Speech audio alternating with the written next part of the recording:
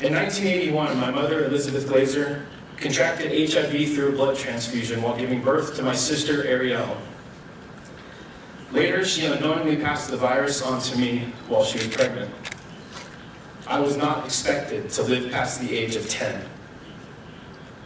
Thanks to the amazing work of many people and organizations like the Elizabeth Glaser Pediatric AIDS Foundation, I stand before you 32 years old, living a strong and healthy life. Inspired to see so many members of youth to stand up and not be defined by their HIV status. They stand up as human beings, ready to be a part of their community and see health into the future. My mother, as well as I, believe that everybody is equal. We want children to have the same access to life-saving treatment around the world that is available for adults. But 30 years ago, there was no treatment options for children.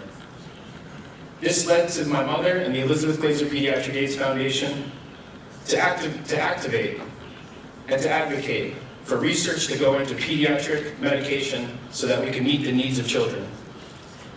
My mother and sister both lost their battles to AIDS, but they would be so proud to see how far we have come and the activism and enthusiasm that has been here over the last 2 days and will continue through the rest of this forum.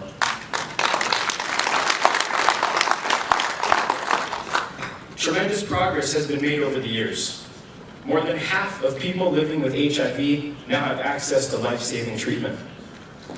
It was hard to imagine this 30 years ago. Recently, UNAIDS released new data that shows us that children and young people are being left behind in access to treatment. This is worrying because we are not achieving equity and equality for all youth facing HIV. The report revealed that 43% of children that need treatment are getting it. The rate at which we are putting children on treatment is slowing down. So unless together we move immediately, improve our work, and make sure that we put children first, we will be at a great disadvantage. Recently, a new framework of Start-Free, Stay-Free, AIDS-Free was launched. This framework sets 3 ambitious targets. First, eliminating new infections through birth and breastfeeding. Second, preventing new infections amongst adolescents and young women. And third, protecting HIV-positive children from developing AIDS by providing them lifelong treatment. This framework will only have impact if political leaders, policymakers, and all of us pursue these targets relentlessly. The children that I have met over the last 2 days want to live normal and productive lives. They want to achieve their dreams, and they should be allowed to. We cannot let them down.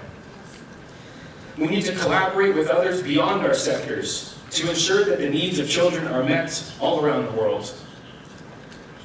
So while many countries that I have visited have seen and witnessed the Ministry of Health, in Tanzania I observe that it is the Ministry of Health, Community Development, Gender, Elderly, and Children. This speaks volumes to the integrated approach that the United Republic of Tanzania is taking. I want to thank you, Madam Minister, for hosting us. I want to thank everybody for being here and for contributing your voice to this forum. I know this is an opportunity for everyone to be heard, to contribute their productive voice, and to stand tall for a healthy future. Each one of us here has an opportunity to see that the voice of everyone is heard and ensure that this generation, the representatives from youth that we have here today, will be the generation to end this epidemic. Because I know collaboration breeds success. Collaboration is how we create a prosperous future. And together, united as one, we can create an AIDS-free future. Thank you very much.